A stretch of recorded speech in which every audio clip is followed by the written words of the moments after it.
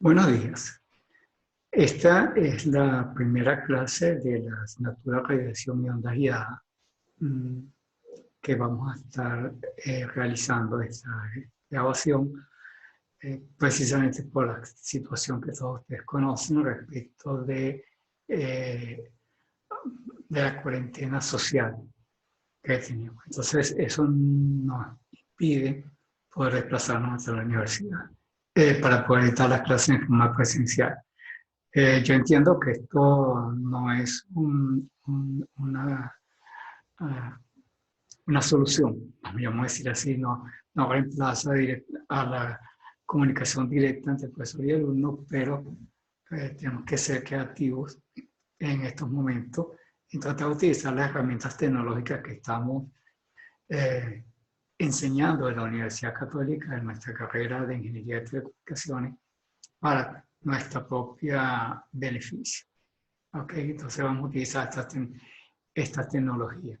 Yo les mandé ayer un mensaje por el correo en el cual les comentaba precisamente que tenemos que recurrir a estos medios como una forma alternativa para solucionar la situación en que nos estamos encontrando.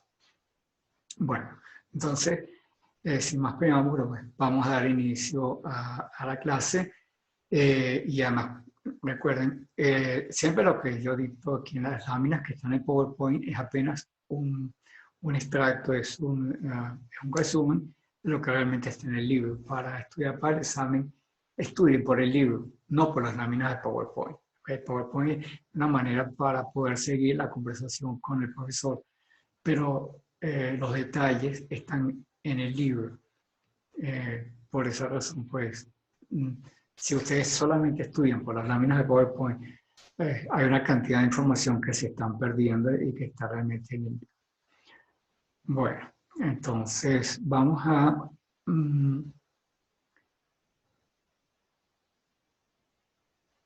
iniciar, digamos, nuestra presentación del día de hoy.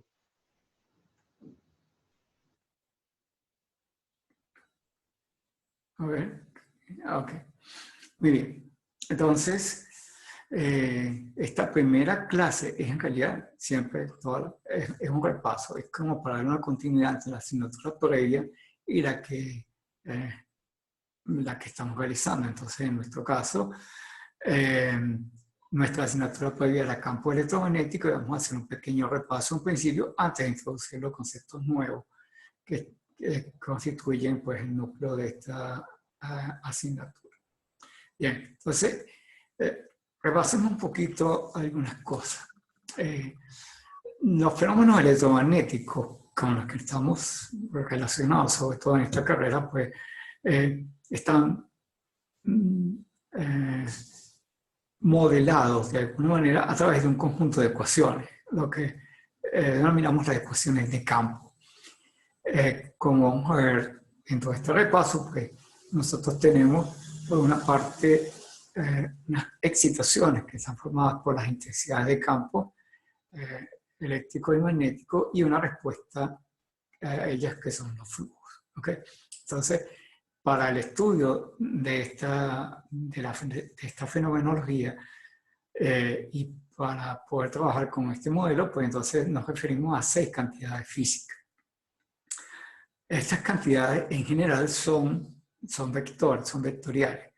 ¿Okay? Aunque hay algunas, como por ejemplo puede ser el caso de la carga, que es un escalar. Y estas cantidades están representadas por una variable que toma un determinado valor vectorial o escalar en cada punto del espacio. Y ese conjunto, esa zona del espacio en la que están definidas estas variables, es precisamente lo que denominamos un campo. Por ejemplo, si estamos hablando de intensidad de campo eléctrico, entonces hablamos de un campo eléctrico, campo de intensidades eléctricas. Si decimos campo magnético, en realidad nos referimos al campo de intensidades magnéticas en el espacio, y así por el estilo con todas las demás variables. Okay. Entonces decimos aquí La intensidad eléctrica viene representada por un vector, por el vector de intensidad de campo eléctrico, el conjunto de todos los puntos del espacio donde están definidos estos vectores es justamente lo que denominamos el campo de intensidades eléctricas. Ok, habíamos hablado de 6 cantidades. Entonces, estas cantidades son las siguientes. La intensidad eléctrica, que está representada por la letra E, estamos utilizando en este caso letras cursivas en esta primera parte de la discusión para referirnos a cantidades que están en 4 dimensiones y luego vamos a utilizar las letras normales en Arial para referirnos a las cantidades representadas en 3 dimensiones nada más, el caso cuando utilizamos una representación fasorial. Ok, entonces decíamos que intensidad eléctrica está representada por el vector E, el vector de intensidad de campo eléctrico, y sus unidades son volt por metro. La intensidad magnética está representada por H, el vector de intensidad de campo magnético, tiene unidades de amperes por metro. Y ahora vamos a los flujos. Entonces, tenemos por una parte el flujo eléctrico. El flujo eléctrico está representado por el vector D, vector de desplazamiento, en unidades de Coulomb por metro cuadrado. La densidad de flujo magnético está representada por el vector B, y esta está en unidades de Weber por metro cuadrado. La densidad de corriente eléctrica está representada por el vector J en unidades de ampere por metro cuadrado. Y la densidad de carga eléctrica, que es un escalar, está representada por Q sub B en unidades de Coulomb por metro cúbico.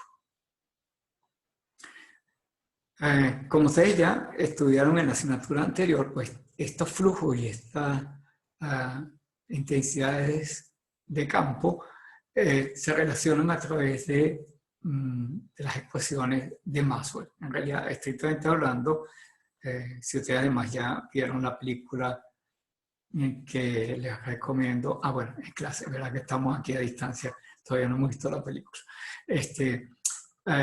Nosotros vemos que en realidad el trabajo de Maxwell consistió principalmente en recopilar un conjunto de modelos que habían sido propuestos por otras personas, solamente que Maxwell le dio el formalismo matemático para esto, utilizando además un lenguaje que había sido desarrollado previamente varios siglos antes, 2 siglos anteriores, por Isaac Newton.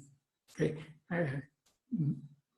Haciendo un breve aparte a lo que estamos discutiendo en este momento, siempre digo que el mayor aporte de Isaac Newton no fue la ley de la gravitación universal, sino que fue el cálculo, porque el cálculo nos dio un lenguaje, es el lenguaje de la ciencia, es el lenguaje en que nosotros hablamos las cosas, que nos transmitimos conceptos, modelos en general.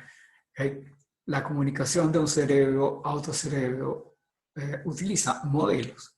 Nosotros entonces, como nosotros no podemos sacarnos las cosas de esta cabeza para ponérselo a la mente de otra persona, utilizamos un modelo. Y ese modelo se expresa en un lenguaje. Por ejemplo, antiguamente la gente cuando quería describir fenómenos físicos, el modelo que se creaba entonces muchas veces era cuento, vamos a llamarlo así, un modelo en el cual aparecían figuras mágicas, dioses y demonios y toda una serie de cosas, para tratar de mostrar una idea a otra persona, y el problema era que el único lenguaje que tenía era un lenguaje, como lenguaje común, era precisamente ese. Siempre pongo el caso, por ejemplo, de que en el sur de la India, hace ya cerca de 4 milenios, pues teníamos entonces que lo que dominaban eran las castas militares. Y estas castas militares, claro, toda la población hablaba el lenguaje militar y estaban muy involucrados en estas cosas. Entonces, cuando aparecen personas que tienen un conocimiento importante y que quieren transmitir al resto de la sociedad, el problema entonces era cómo tener un lenguaje para hablarle. Y entonces utilizaban, pues en este caso, un lenguaje militar.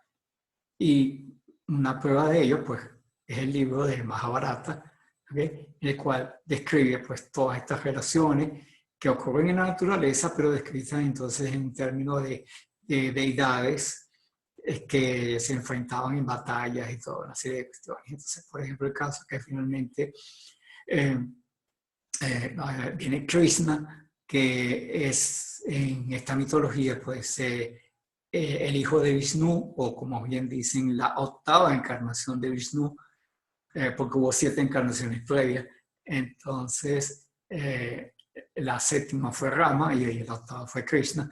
Entonces, alrededor de Krishna creas toda una historia que está reflejada en el Bhagavad Gita, pero que realmente lo que estaba hablando era de física teórica. ¿Okay? Si quitamos de encima todo el lenguaje místico, religioso y todas esas cuestiones, lo que estamos hablando era de física. ¿Okay? En el Bhagavad Gita vemos que estamos hablando de mecánica cuántica, estamos hablando de universos paralelos, de universos multidimensionales, de multiversos, de una creación a través de el Big Bang, ¿okay? Y así por el estilo. Entonces, tenemos pues que ese fue el lenguaje con que se hablaba en aquella época para tratar de mostrar a otras personas conceptos que en realidad hoy día, diríamos, pertenecen a la física y a la matemática, pero la gente no tenía un lenguaje común, solamente era ese lenguaje, y por eso es que crea este cuento.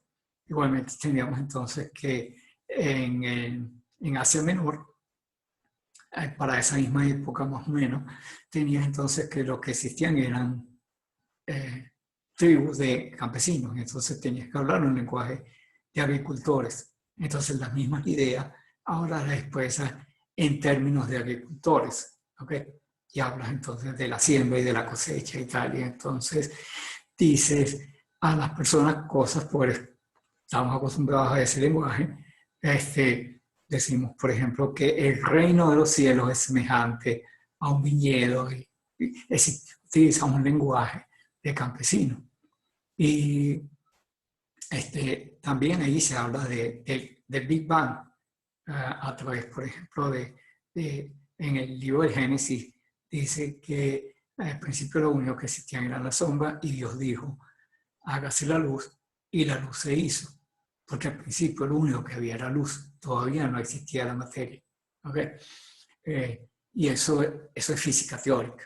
En física teórica nosotros vimos que después del Big Bang solamente existía energía pura. Y solamente al cabo de un cierto tiempo es cuando se produce la condensación de la energía y comienza a aparecer lo que hoy día diríamos que es materia, a través justamente de las partículas elementales. Es decir, en un principio lo que había era fotones, y luego progresivamente la condensación de esos fotones pues produjo las partículas elementales a las que estamos acostumbrados. Electrones en primera instancia, primero hubo electrones, y después hubo protones y neutrones, y así sucesivamente. ¿Okay? Es decir, estamos hablando de fenómenos físicos, pero necesitamos un lenguaje. Entonces, en aquella época teníamos un lenguaje militar, como en el caso de Bhagavad Gita, o un lenguaje de campesinos, como el caso del Antiguo Testamento. ¿Okay? Y entonces, viene este señor Isaac Newton y nos da un lenguaje, y ese lenguaje es el cálculo. Podemos decir las mismas cosas, pero ahora a través de ecuaciones. Entonces, okay, dicho este cuento, que además lo pueden ver en la película de Stephen Hawking, okay, vamos a ir a nuestro modelo. Entonces, en nuestro modelo tenemos acá que estamos relacionando los campos con los flujos. Y hay varias cosas, como les decía, Maxwell lo que hizo fue que reunió conceptos que habían sido desarrollados por Lenz, por ejemplo, por Ampère y por otros más, en una forma compacta, que es la que estamos más familiarizados a través de campos electromagnéticos, que es la asignatura previa a esto. ¿Okay? Entonces, tenemos, por ejemplo, que la variación temporal del flujo magnético nos produce una distribución espacial de campo eléctrico. Eso es lo que dice la primera ecuación. O sea, la ecuator de igual a menos la derivada de respecto del tiempo. Dicho en cristiano, pues sería entonces que la variación temporal del flujo produce la distribución espacial del campo.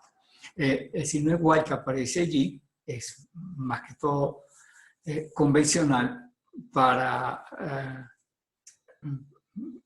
facilidad de escritura, pero estrictamente hablando no debería ser un signo igual, sino que debería ser una flecha hacia la izquierda, porque en realidad se trata de una transformación inyectiva y no es biyectiva. No es que la variación espacial de los campos produzca la variación temporal de los flujos, es a la inversa. Cuando los flujos varían, entonces es que se produce la distribución de los campos. ¿Okay? Del lado derecho tenemos entonces que la emanación, o sea, la divergencia de B es igual a cero, porque no existe, la emanación está asociada con una carga, no existe la carga magnética libre, por tanto, eso es lo que tenemos allá, divergencia de B igual a cero.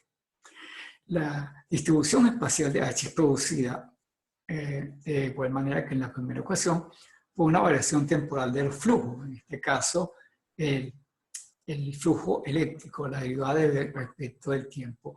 Y a esto se junta la corriente eléctrica en este caso. En otra asignatura, más adelante, pues veremos que además tenemos otro modelo en el cual utilizamos una variable ficticia que denominamos la corriente magnética, pero por el momento vamos a quedarnos con lo que tenemos acá. Finalmente, la última ecuación me dice que la divergencia de D es igual a Q sub B, es decir, la emanación del flujo eléctrico es producido por una carga, ¿ok? Por una carga que está ahí. Y como ustedes ven, todas las cantidades son función del espacio y del tiempo. Es decir, tanto los flujos como las cargas son cantidades en 4 dimensiones. A estas 4 ecuaciones, además, agregamos una quinta ecuación que en realidad se deduce de estas 4, que es la ecuación de continuidad, que dice también en la ley de Ampère. ¿Okay? Así que el flujo de corriente es producido por la variación temporal de las cargas. Cuando las cargas varían, se produce corriente. ¿Okay? Entonces, ese flujo de corriente, esa emanación de corriente, la divergencia de J es igual a la variación temporal de la carga. Eso es algo que además sabemos circuitalmente. Para nosotros, cuando estudiamos circuitos eléctricos, nosotros veíamos que si teníamos un capacitor y variaba la carga en el capacitor para que se pudiera producir esa variación de carga en el capacitor, había una corriente que circulaba hacia el capacitor. Una forma muy circuital de ver las cosas, pero en realidad esto que estamos mostrando acá es esencialmente eso. Ok.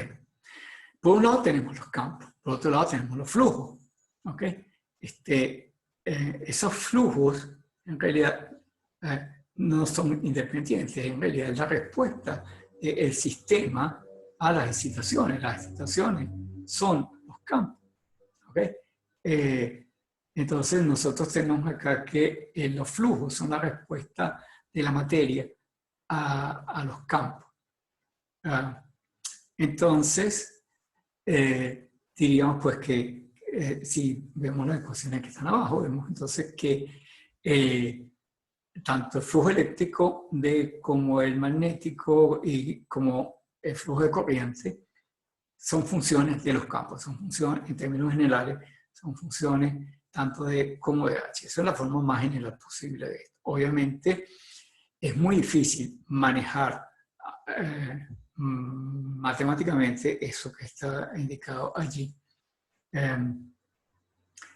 Entonces, para nosotros poder obtener una aproximación a la realidad en nuestros modelos, entonces lo que vamos a hacer es que vamos a tratar de hacer algunas simplificaciones en lo que está allí.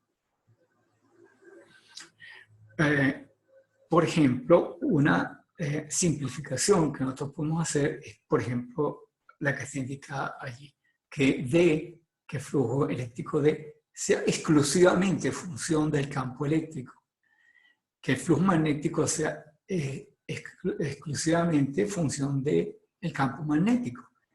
Y en este caso, vamos a asumir de que no hay corrientes libres. Ese modelo que está allí es el modelo que denominamos modelo de espacio libre. Libre además de cargas y de corrientes. Acá acabamos de decir acá que J es igual a 0, pero además tendríamos que decir que en ese espacio libre Q también es igual a 0. Ese modelito que tenemos acá, que ya lo hemos visto en la otra materia, ya que esta primera clase es un repaso, entonces va a ser muy conveniente para poder obtener una primera aproximación a una solución de las ecuaciones de Maxwell y que nos va a llevar eventualmente al concepto de ondas electromagnéticas. Un modelo un poquito más complicado que el que teníamos anteriormente es de los modelos lineales, los medios lineales simples. Un medio lineal simple es un poco más complicado que el espacio libre, ¿okay? En el sentido de que ahora tenemos que sí existe una corriente. Y el campo eléctrico y el campo magnético siguen dependiendo exclusivamente, el flujo eléctrico y el flujo magnético siguen dependiendo exclusivamente de los correspondientes campos. Es decir, el flujo eléctrico depende del campo eléctrico, el flujo magnético depende del campo magnético, a través de unas constantes que son diferentes del caso anterior. Anteriormente teníamos epsilon sub 0 y mu sub 0. Aquí tenemos una mu y una epsilon que son distintas porque son consecuencia de la respuesta del medio material a la excitación de estos campos E y H. De igual manera, J, la corriente eléctrica, es también una respuesta del material a la excitación. Entonces, el factor de proporcionalidad lo denominamos sigma, que es la conductividad del material. Esos son los medios más simples de todo, pero muchas veces ocurre que hay medios que se comportan de una manera un poco más complicada. En la pantalla pues tenemos una representación para otros medios lineales, ¿okay? Ya que las derivadas temporales, las derivadas lineales son operaciones lineales, entonces seguirá existiendo una proporcionalidad entre los flujos y los campos, ¿okay? Entonces, en la primera ecuación no solamente tenemos una cantidad epsilon multiplicando a el campo eléctrico para obtener el flujo eléctrico, sino es posible que además exista una contribución debido a la variación temporal del campo eléctrico, tanto en primera como en segunda, etcétera, variación. ¿Okay? Entonces, esto es una representación muchísimo más complicada de los medios, ¿okay? Pero sigue siendo una representación lineal. Existe inclusive un caso mucho más complejo aún, que es el caso de los medios no lineales.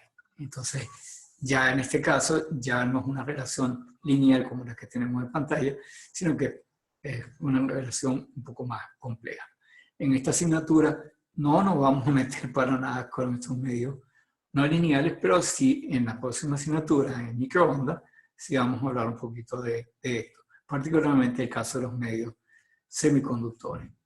Pero simplemente era para, pues, ya tener en cuenta un poco que cuando las intensidades de los campos son muy grandes, entonces ya el modelo lineal deja de tener validez y tenemos que ir a modelos un poco más amplios.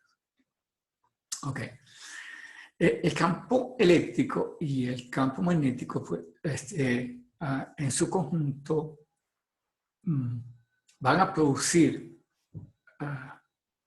una transferencia de energía. ¿Okay? En realidad, vemos acá que también lo hemos visto en la asignatura anterior, estamos repasando, pues, el vector de Poynting representa la densidad de flujo de potencia y sus unidades son watts por metro cuadrado. ¿Okay? estrictamente hablando, pero en forma matemática, diríamos que ese, el vector de Poynting, es igual al producto vectorial del campo eléctrico por el campo magnético. Y su divergencia, ¿okay? La divergencia de el vector de Poynting es la densidad de potencia volumétrica que emerge de un punto. ¿Okay? O sea, hay una emanación de un punto, que es la divergencia de ese, y esa es la densidad de potencia volumétrica. Obviamente, entonces, sus unidades serán watt por metro cúbico. Anteriormente teníamos watt por metro cuadrado, watt por metro cúbico. Y bueno, como ustedes ven ahí, esto corresponde entonces a la divergencia de E por H. Si ahora nosotros integramos esta densidad de potencia sobre un volumen dado, okay, tenemos la potencia total. Okay. Si yo tengo potencia por metro cúbico, integro esto sobre un volumen, tengo entonces la potencia total que está emanando de ese volumen, porque ahora lo que es sumado a las contribuciones elementales. Y como ya sabemos, por la ley de Gauss, nosotros podemos reemplazar esa integral de volumen por una integral de superficie, ¿okay? Que entonces nos daríamos, estaría mostrada aquí en la lámina, como la integral de superficie de S por diferencial de S. Y si nosotros entonces ahora el vector de Poynting lo expandimos al producto de por H, bueno, eso es lo que tenemos en la parte derecha de la ecuación. Ok, ahora nuestro problema es resolver las ecuaciones. ¿Okay? Como dice aquí, las ecuaciones más constituyen un modelo que describe las relaciones entre las variables de campo. Pero para que nos sean de utilidad a nosotros, pues tenemos que resolverlas para poder anticipar, tener un modelo que nos permita anticipar el comportamiento de cosas, que nos permita inclusive poder desarrollar elementos útiles. En nuestro caso, estas ondas electromagnéticas las vamos a utilizar para telecomunicaciones, vamos a servir como portadoras para llevar información. ¿Okay? Entonces, el problema es, bueno, para poder tener un modelo cerrado, una solución, podemos decir, que podemos utilizar de una vez, pues tenemos que solucionar las ecuaciones de Maxwell. Pero como decimos acá, en su forma más general, son extremadamente difíciles de solucionar estas ecuaciones. A pesar de que, como ustedes vieron, son bastante sencillas aparentemente. Lo que vamos a hacer nosotros entonces ahora es lo siguiente. En lugar de tratar de rompernos la cabeza, pensar en una solución general que sirva para todos, lo que vamos a hacer es considerar un caso de conjunto de situaciones particulares y lo que vamos a hacer es tratar de extrapolar las conclusiones para tratar de intuir el comportamiento general de las variables de campo. Fíjense que es más o menos un poco lo que se muestra Stephen Hawking en esa película que le hice referencia. Entonces, como que vamos creando un modelo muy grande, pues tratamos de buscar, pero lo vamos a hacer paso a paso a través de una serie de casos particulares y luego dejamos que nuestra mente trate de unir todas las piezas para tratar de intuir el comportamiento más general de eso. Como una referencia, por ejemplo, a esto, nosotros estamos trabajando con unas ecuaciones que de alguna manera son simplificadas. ¿Okay? Tenemos 4 ecuaciones. El número de términos que aparecen allí involucrados pues, son relativamente pequeños. Sin embargo, los científicos han estado buscando a lo largo del tiempo una solución que incluya todo. Eso se llama la ecuación del todo. La ecuación del todo realmente tiene distintos nombres para esto, pero hoy ustedes lo pueden buscar en internet con el nombre de ecuación del todo. Este modelo en particular contiene una gran cantidad de términos. De hecho, son casi 100 términos que tiene esa ecuación. esa ecuación del todo que nos permite involucrar una gran cantidad de componentes que de hecho fueron mencionados por esos antiguos que yo les decía en su lenguaje, tanto en la India como en Israel. También nosotros nos encontramos acá que en esa ecuación tratamos de juntar todos estos elementos. Las ecuaciones de Maxwell son muy sencillas comparativamente. Nosotros, de hecho, en las ecuaciones de Maxwell solamente relacionamos entre sí los campos eléctricos, magnéticos y los flujos. Pero la ecuación del todo incluye otras muchas fuerzas que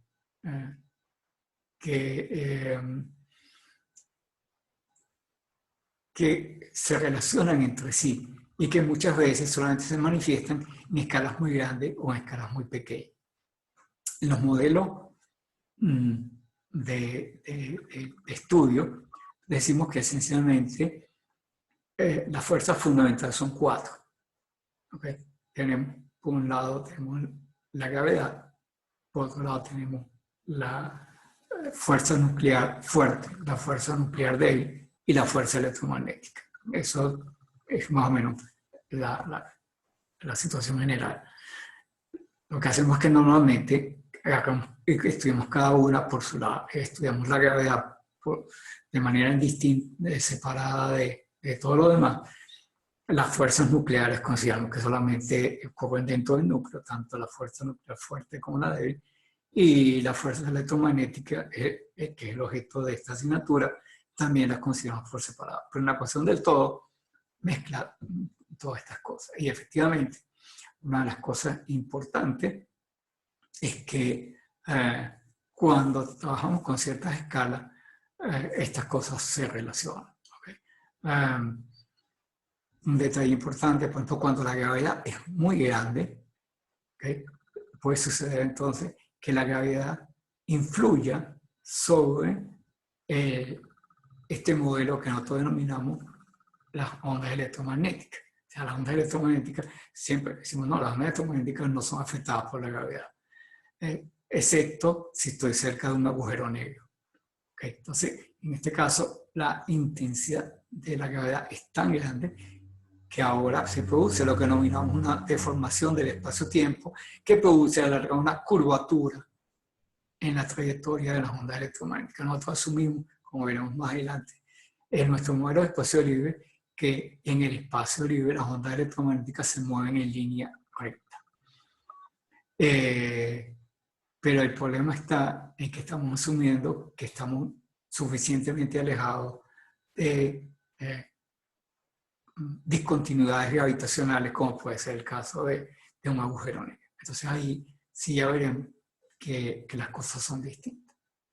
Bueno, entonces para no desviarme, nuestro problema, como les decía, para esta asignatura vamos a tratar entonces de, en lugar de buscar una solución general que sirva para todo, vamos a buscar situaciones particulares que luego nos permitan avanzar hacia una intuición de qué es lo que está pasando en escalas mayores. Ok, entonces la primera cuestión que vamos a hacer es, vamos a agarrar nuestro modelo que denominamos espacio libre y vamos a aplicar las ecuaciones de Maxwell a ese espacio. Entonces el modelo más sencillo es considerar un espacio libre sin fuente ni cargas. Entonces al meter esto dentro de las ecuaciones de Maxwell, pues tenemos las ecuaciones que ustedes ven en la pantalla, que son pues, muchísimo más sencillas. Entonces tenemos el factor de E igual a menos mu sub 0, derivada temporal de H, divergencia de H igual a 0, rotor de H igual a epsilon sub 0 por la derivada respecto del tiempo de E, y finalmente, por supuesto, divergencia de igual a 0. Ahí hemos metido todo lo anterior. Hemos dicho, hemos tomado en cuenta, asumimos que obviamente que el modelo es lineal, que la constante que relaciona el campo eléctrico y el flujo eléctrico es una constante universal, epsilon sub 0. ¿Okay? Lo mismo el campo magnético con el flujo magnético, mu sub 0, es una cantidad invariante en este modelo, así que entonces fue muy fácil sacarlo de los operadores diferenciales y tenemos este modelito que está ahí. Ok, entonces ahora nuestro problema es, tenemos un sistema de 4 ecuaciones. Vamos a tratar de mezclarlas para tratar de mezclarlas entre sí. Y buscando una ecuación que dependa de una sola variable, porque tenemos 2 variables aparentemente independientes. Pónganle las comillas a eso, porque vamos a ver que no existe tal independencia de estas variables. Ok, vamos a hacer la siguiente operación. Tomemos el rotor de la primera ecuación de Maxwell, o sea, rotor de, o sea que tenemos rotor del cálculo diferencial. Nosotros sabemos que el rotor de cualquier vector es igual al gradiente de la divergencia menos el laplaciano. ¿Okay? Así que eso es lo que tienen ustedes en la ecuación del medio, que está allí. Y obviamente aplicando el rotor al término de la derecha, pues nos quedaría rotor de menos mu sub 0 derivado respecto del tiempo de h.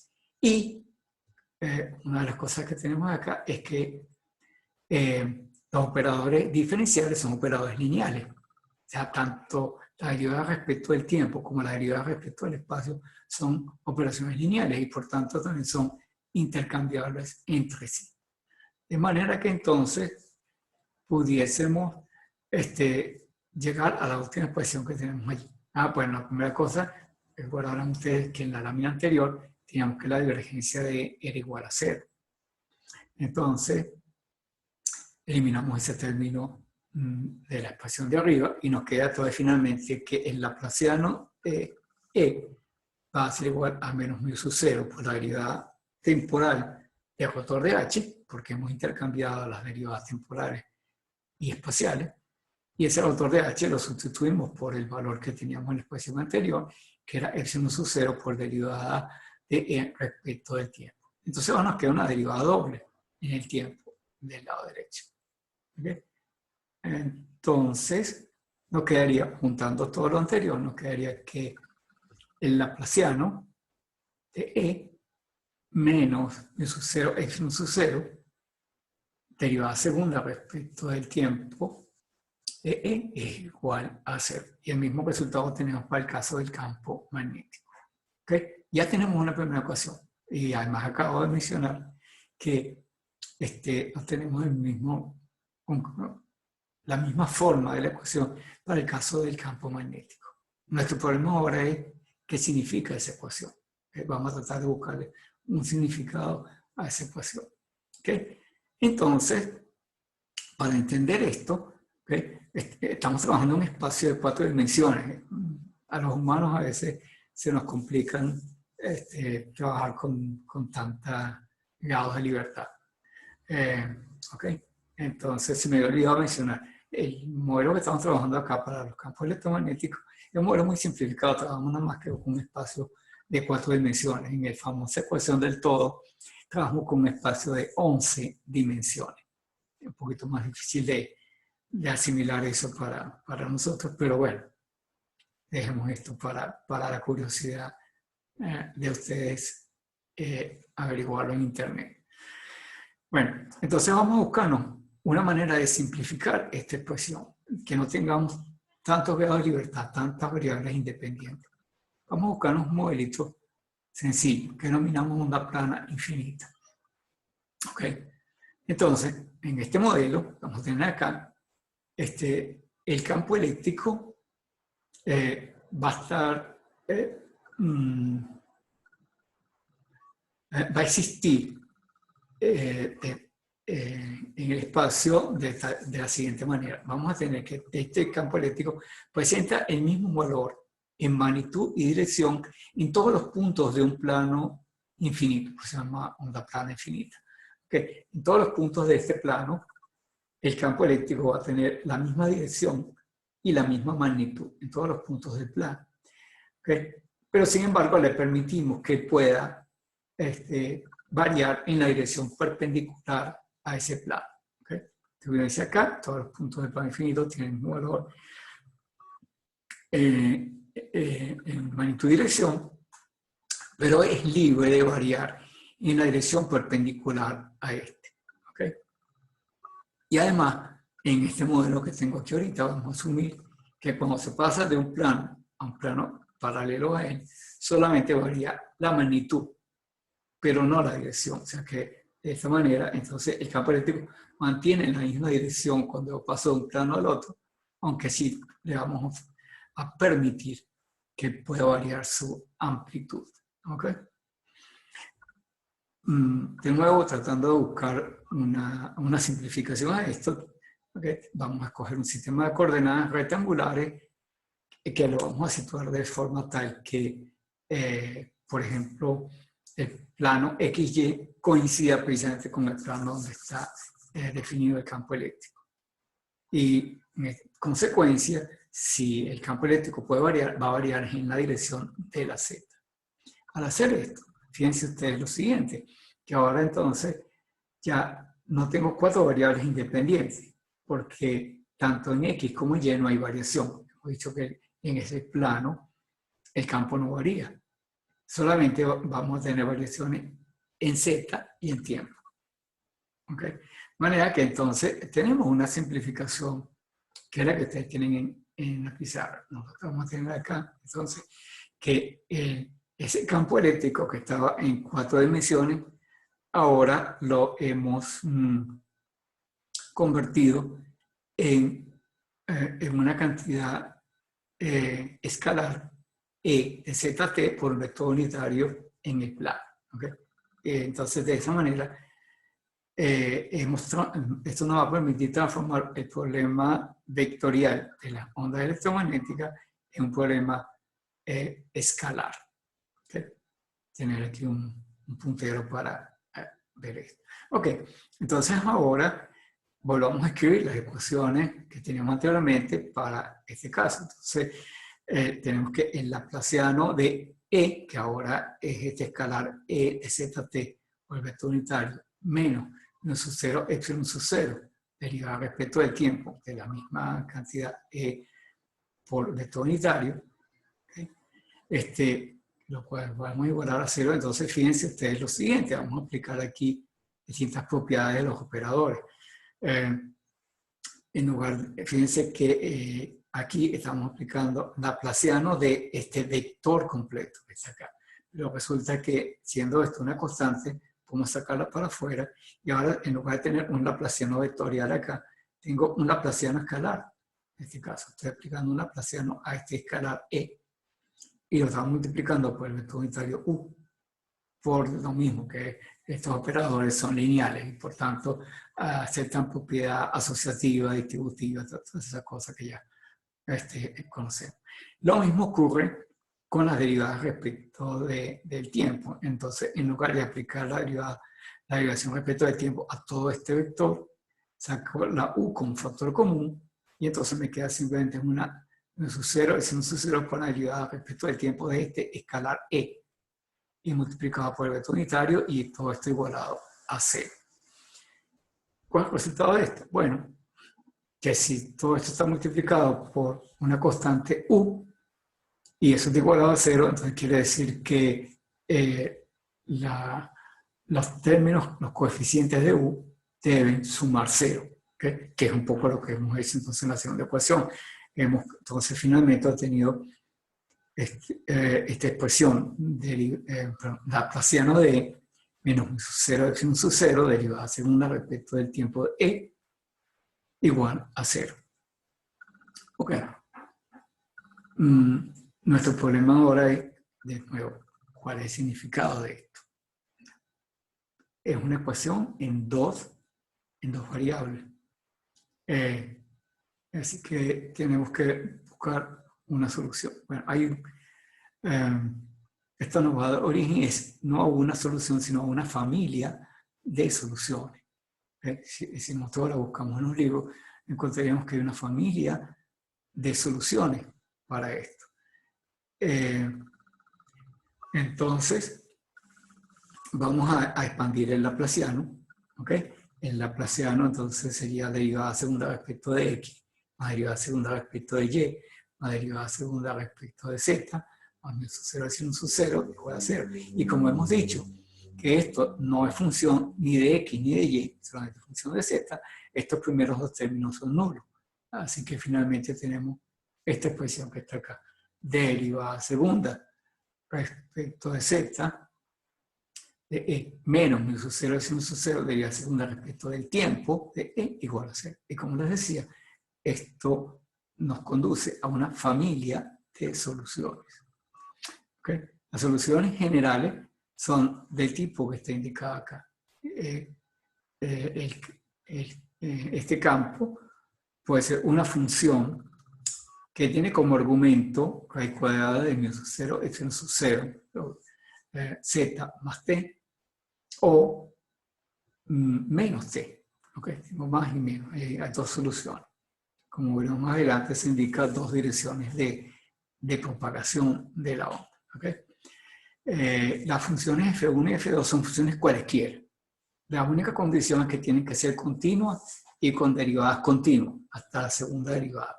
Porque recuerden ustedes que ahí están apareciendo segunda derivada. Entonces, estas funciones F1 y F2 deben tener primera y segunda derivadas continuas. Este resultado que nosotros tenemos acá, pues también sería aplicable el caso del campo magnético. Ok, esas funciones F1 y F2 justamente es las que nos van a interesar mucho a nosotros como ingenieros. Porque no hay ninguna limitación en ellas hasta el momento, salvo la dependencia entre el espacio y el tiempo, que es lo que vamos a denominar una onda.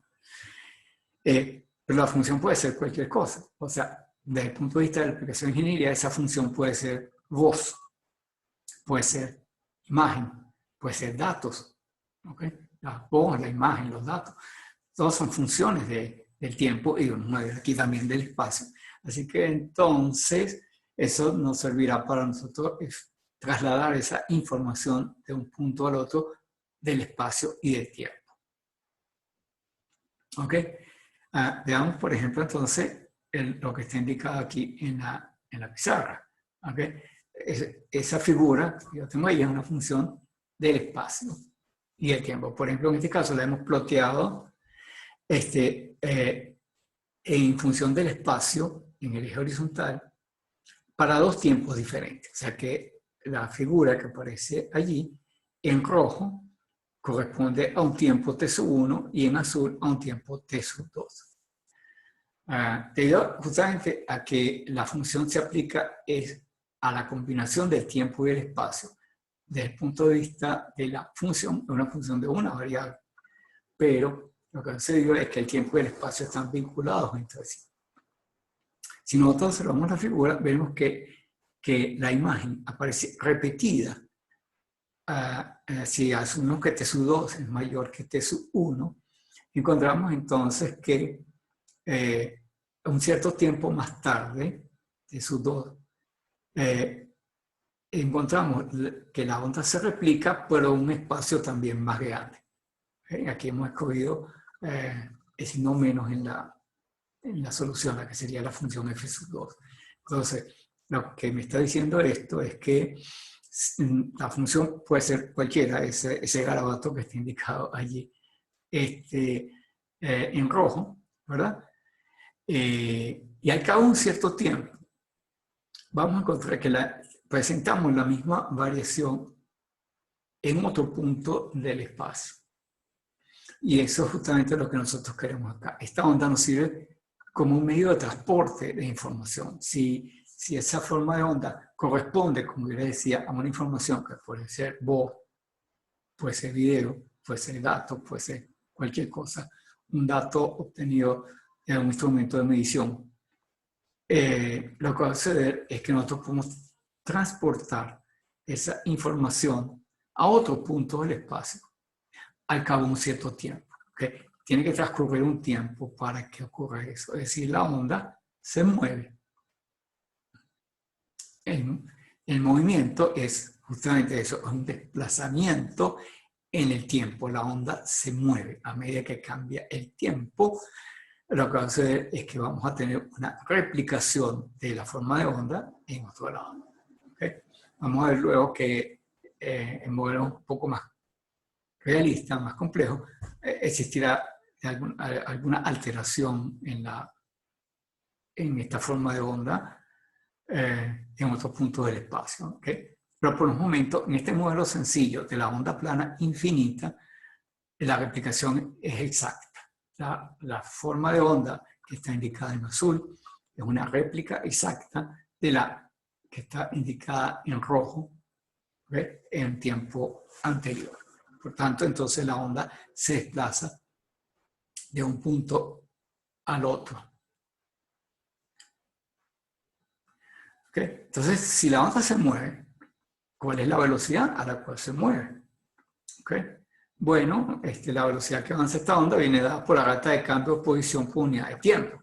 Así que si nosotros cambiamos un valor de z a otro valor de z y vemos en cuánto tiempo ocurrió eso, ¿okay? Eso nos daría la velocidad. Volviendo a la lámina anterior, ¿okay? Fíjense ustedes, aquí yo tengo que entre el tiempo t1 y el tiempo t2, la onda se movió de la posición, por ejemplo, vamos a considerar el origen, de 0 a 2. Se movió 2 unidades de longitud. El eje horizontal puede ser metros, kilómetros, lo que sea. Vamos a suponer que fueran metros. Se movió 2 metros, ¿okay? En el tiempo, ¿okay? Entre t1 y t2. Así que entonces, si ahora yo divido ese desplazamiento, digamos, de 2 metros, entre la diferencia entre t1 y t2, eso me va a indicar la velocidad a la cual se movió la onda. Y eso es lo que está indicado acá. Si ahora sustituimos por los valores que estaban en la ecuación anterior, encontramos que ese valor es igual a 1 sobre la raíz cuadrada de mu sub 0, epsilon sub 0. Y sustituyendo por los valores que ya conocemos de estas cantidades, pues esto produce un número que es 2,99776 y pico por 10 a la 8 metros sobre segundo. ¿Okay? Si en lugar de estar trabajando con metros, estuviéramos trabajando con centímetros, pues ya sabemos que sería por 10 a la 10 en lugar de 10 a la 8. Okay. Muy bien, entonces ahora ya tenemos el caso del campo eléctrico. Hemos dicho que la forma que tiene el campo magnético va a ser similar a la solución a la ecuación, pero queremos tener cuál es el resultado. Tomamos ya el campo magnético. Bueno, ya sabemos que de la primera ecuación tenemos que el rotor de E es igual a mu sub 0 derivada de h respecto al tiempo. Así que si nosotros integrásemos esa cantidad en el tiempo, podemos obtener h, obtener la primitiva de esto, que es lo que tenemos del lado derecho. Entonces tenemos que h va a ser igual a la integral en el tiempo de menos 1 sobre mu por el rotor de E. Y bueno, vamos a aprovechar las propiedades lineales que tiene el operador Nabla para resolver esa expresión que está ahí. Entonces tenemos que el rotor de el vector E será el rotor de el escalar E por el vector unitario U. Y por lo que hemos dicho anteriormente, debido a que este es un operador lineal, nosotros podemos aplicar el operador Nabla a E, tomar su gradiente en este caso, y el resultado hacer el producto cruz por el vector unitario U. ¿Okay? El siguiente paso, pues, lo sustituimos en la expresión. Y ahora vamos a convertir la integral en tiempo en una integral en espacio, utilizando justamente la velocidad. ¿Okay? La onda se mueve a una velocidad constante y por tanto, entonces, la derivada temporal la podemos comparar con las expresiones anteriores, va a ser igual a menos 1 sobre c, la velocidad de propagación, por la diferencial de espacio. ¿Okay? El signo menos porque estoy tomando la solución F2. Recuerden que hay una con signo positivo y otra con signo negativo. Entonces, finalmente lo sustituimos en toda esta expresión y me queda que h va a ser igual a menos 1 sobre mu sub 0 derivada respecto de z de f sub 2 por menos 1 sobre c diferencial de z. Y los vectores unitarios se multiplican por fuera, así que me quedaría entonces que esto queda multiplicado por el producto cruz del vector unitario K, que es el vector unitario en la dirección de Z, por el vector unitario, que es la dirección del campo eléctrico en el plano. ¿Okay? Por cierto, digamos que en esta expresión me eché un poquito para atrás para hacerles notar a ustedes una cosa. ¿Okay? Cuando estoy tomando esto que está aquí, ¿verdad? Cuando yo tomo el gradiente de, recuerden, el gradiente es derivada respecto de la variable por el vector unitario en esta dirección, como el gradiente de E y solamente hay una dependencia con Z, esto va a ser entonces derivada respecto del Z por el vector unitario en la dirección de Z, que es K. ¿Okay? O sea, para que esté claro de dónde sale esta K que está aquí, ¿verdad? Esta K es el vector unitario en la dirección de Z y es precisamente producida por el gradiente. ¿Ok? Bueno, finalmente entonces, ¿qué tenemos acá? Esto es una constante, esto sale para afuera, esto es una constante, esto sale para afuera. Y esto me va a quedar integral en diferencial de z de la derivada respecto de z de f sub 2. En este caso, entonces, la primitiva de la derivada es la misma función. Así que el resultado va a ser f sub 2. Por tanto, entonces, h va a ser 1 sobre eta 0. Eta 0 es una cantidad que está definida como la raíz de mu sub 0 sobre sin sub 0. ¿Ok? Por f sub 2, por k, por u. Entonces, esto viene cuando nosotros sustituimos el valor de c, que vale 1 sobre la raíz de mu sub 0, x mu sub 0, lo metemos en la expresión anterior y ahí sale este término raíz de mu sub 0 entre epsilon sub 0, y eso le hemos dado el nombre de eta sub 0. Eso se llama eta, perdón. Eta sub 0. Es el nombre en griego de esa letra. Nosotros en español decimos eta por costumbre, pero en realidad es eta. Bueno, entonces, el valor de esta eta, como mu sub 0 y epsilon sub 0 son constantes universales también, eta sub 0 es un valor universal y justamente es una característica del medio, una característica del espacio libre, y recibe el nombre de impedancia intrínseca del vacío en este caso. Tiene un valor de 120 pi o 377 ohm. Entonces, si volvemos a la expresión anterior, vemos que el campo magnético está a 90 grados de la dirección de propagación, o sea que está en el plano transversal, igual que el campo eléctrico, pero está a 90 grados de él. Es decir, E y H están ambos en el plano transversal, el plano que hemos definido anteriormente, que es el plano del campo eléctrico, y son perpendiculares a la dirección de propagación. Así que entre ellos se forma una tríada, entre el campo eléctrico, el campo magnético y la dirección de propagación hay una tríada. Otra de las cosas, que es lo que dice la última frase, es que los campos E y H están íntimamente relacionados a través precisamente de esta impedancia intrínseca y presentan precisamente la misma variación. Así que en realidad, en lugar de pensar en el campo eléctrico y el campo magnético como cantidades separadas, pensamos en una cantidad compuesta, que es la onda electromagnética, porque el término onda tiene que ver precisamente con esto, como una ola, algo que se desplaza de esa forma espacial. A medida que pasa el tiempo se encuentra en otro punto del espacio. Y por eso es que utilizamos el término onda para referirnos tanto al campo eléctrico como al campo magnético, porque estamos hablando de lo mismo.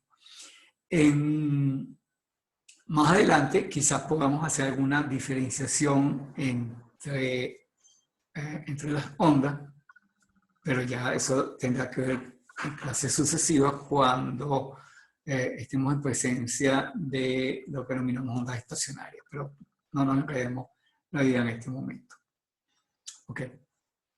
Ya tenemos campo E, tenemos campo H, lo que necesitamos ahora es el vector de Poynting, así que hagamos el producto de E por H, vector de Poynting, entonces me queda sustituyendo los valores, me queda F sub 2 por 1 sobre beta 0 por F sub 2, y por el producto de U por B, donde B es el vector unitario en la dirección del campo magnético que habíamos tenido en la expresión anterior. Y debido justamente a esta actividad, pues el producto U por B apunta en la dirección de K, en la dirección de propagación, en la dirección Z. ¿Okay? El resultado entonces es que el vector de Poynting va a ser igual a 1 sobre beta sub 0 por el valor de la función F sub 2 elevado al cuadrado en este caso. Si ahora nosotros integramos esto, como habíamos dicho anteriormente, sobre una superficie cerrada, tenemos la potencia total que emana de la fuente, P sub F. ¿Okay? Entonces, esta es la potencia total que emana de la fuente. Se obtiene por integración del vector de Poynting, y al sustituir los resultados anteriores, pues tenemos lo que está aquí indicado. Fíjense ustedes un detalle, que el vector S, el vector de Poynting, apunta en la dirección de propagación. Y en este caso, en el volumen, la superficie, el diferencial de superficie, está apuntando también en la dirección de Z. Por eso es que me queda aquí este producto interno aquí al final. Me queda K, que está producida por el vector de Poynting, y este diferencial de S por K, que es la diferencial de desplazamiento, ¿okay? Ya que el desplazamiento está ocurriendo en la dirección de las Z. ¿Ok? Todo muy bueno hasta ahora, pero evidentemente estamos con un modelo ideal. ¿Ok? Veamos, por ejemplo, la siguiente cosa. El argumento de la integral de superficie es constante. ¿Ok? En el plano transversal. Si lo vemos aquí anteriormente. ¿Ok? Vean ustedes, esta cantidad que está aquí no depende ni de X ni de Y, solamente depende de Z. O sea que esta cantidad tiene el mismo valor para todos los puntos del espacio. Y como hemos dicho que ese plano es infinito, entonces este valor tiene el mismo valor para cualquier punto desde menos infinito a más infinito, tanto en la dirección X como en la dirección Y. Entonces, evidentemente, que cuando nosotros integremos sobre este plano transversal, que es infinito, el resultado, pues, por supuesto, es loco. ¿Okay? Eso es una limitación del modelo. Todo modelo tiene una limitación. En este caso, que es un modelo simple, un modelo sencillito, pero que si lo forzamos demasiado, nos produce resultados locos. ¿Okay? Entonces, eso que nosotros hemos mencionado para el caso de la onda plana F sub 2 también ocurriría para la función F sub 1. Se me olvidó mencionar un poco qué nombre le damos a estas ondas. La solución F sub 2, la que se mueve en la dirección hacia el lado positivo de la Z, la denominamos onda progresiva. En tanto que la que se mueve en la dirección opuesta, en la dirección que la F sub 1 se mueve en la dirección negativa, la denominamos onda regresiva. ¿Okay? Entonces, estos resultados que nosotros hemos mencionado anteriormente son aplicables tanto para el caso de la onda progresiva como la onda regresiva. Es decir, este modelo nos produce unos resultados locos si lo tratamos de extender infinitamente en la dirección transversal. Sin embargo, este modelo de onda plana puede ser útil dentro de ciertos límites estrechos. ¿Okay? ¿Por qué? Porque muchas veces podemos considerar las ondas como localmente planas. De hecho, en la próxima clase nosotros vamos a estar hablando de un caso muy particular de una onda que es localmente plana, que ese modelo lo denominamos el rayo.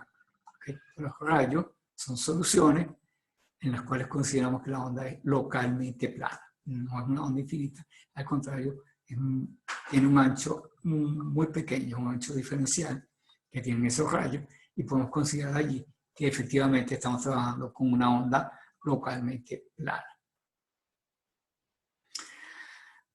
¿Qué pasa si ahora, en lugar de trabajar con espacio libre, nos vamos a otros modelos? Bueno, la primera cosa que podemos encontrarnos acá es un medio lineal simple dieléctrico. Si el medio es dieléctrico, no va a haber corriente, así que no tenemos ninguna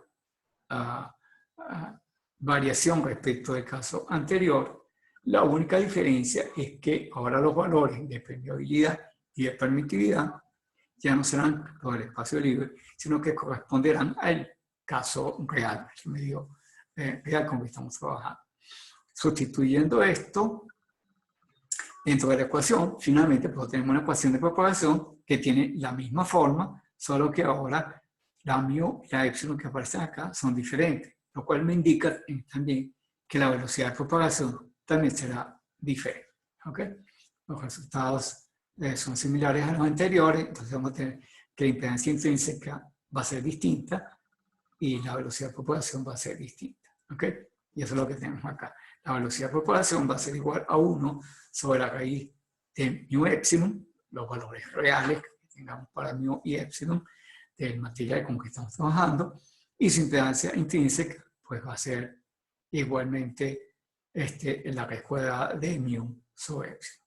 ¿Okay? Así que, por ejemplo, si yo tengo un material, por ejemplo, como estos lentes que yo tengo acá, ¿okay? Entonces lo que va a suceder aquí es que cuando la onda se propaga a través, digamos, de este material, podemos simplificar mucho la situación considerando entonces el modelo que yo acabo de decir. Es decir, este es un material que es dieléctrico, por aquí no circula corriente, ¿okay? Pero tiene un valor de mu y de epsilon que son distintos del espacio libre, y eso significaría que la onda aquí se propaga a una velocidad distinta del espacio libre. Y además con una impedancia intrínseca también distinta de los 377 ohm del espacio libre. Y precisamente esa es una de las cosas que vamos a ver luego, esa diferencia de velocidades que está acá, es lo que permite que funcionen los lentes. ¿Okay? Es lo que permite que yo pueda cambiar la dirección. Eso lo veremos más adelante en el curso, cómo es que funcionan los lentes, precisamente debido al cambio de velocidad que tenemos acá.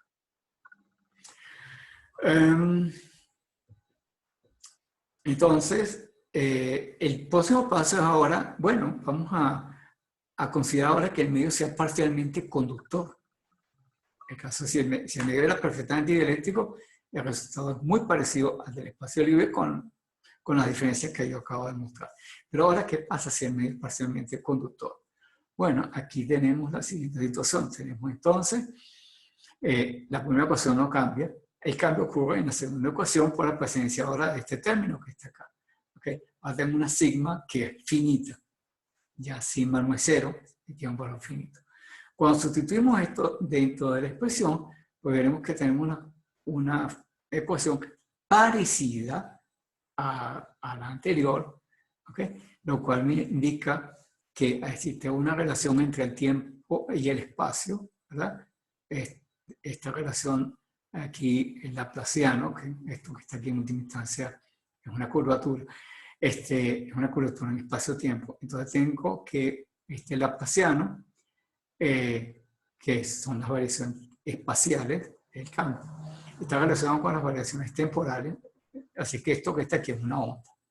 Pero este segundo término que no estaba antes nos va a producir una alteración en el resultado.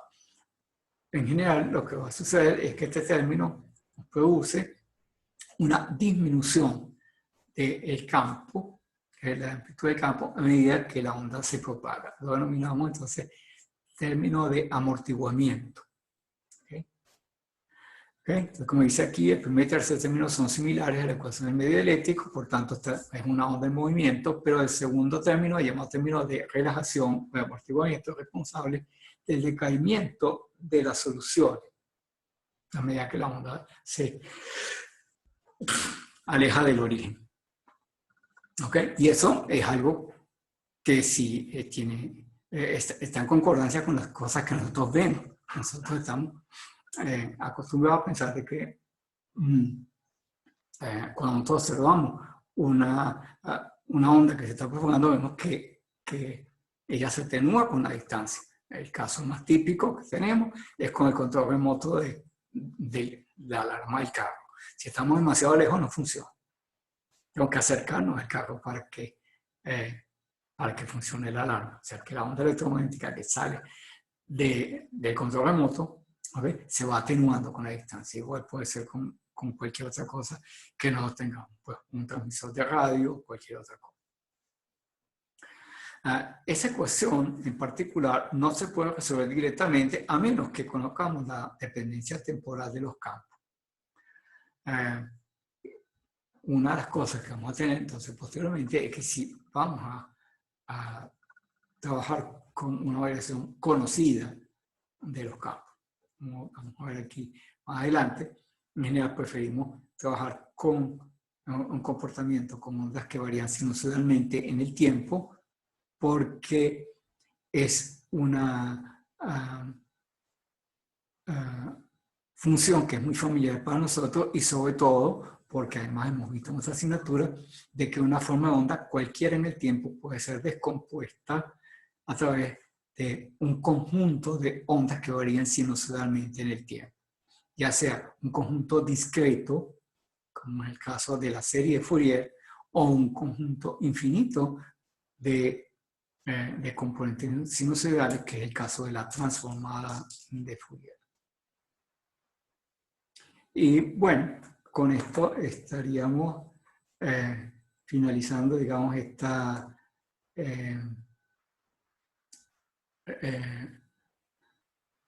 primera clase, ¿ok? Esperemos que las situaciones cambien con este tema de la cuarentena y que podamos tener, obviamente, las clases normales, pero mientras tanto yo seguiré haciendo mis grabaciones, como ustedes ven, para que, como una especie de paliativo, como una forma, mientras tanto, de ir solucionando el problema. De nuevo, mi recomendación. Todas las láminas que yo acabo de mostrar aquí, ustedes las tienen en el módulo 7.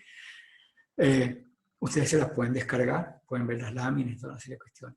Pero recuerden, la lámina por sí sola no es el material que ustedes necesitan para el examen. Tienen que estudiar por el libro, porque el libro lleva, digamos, la secuencia de lo que yo estoy diciendo.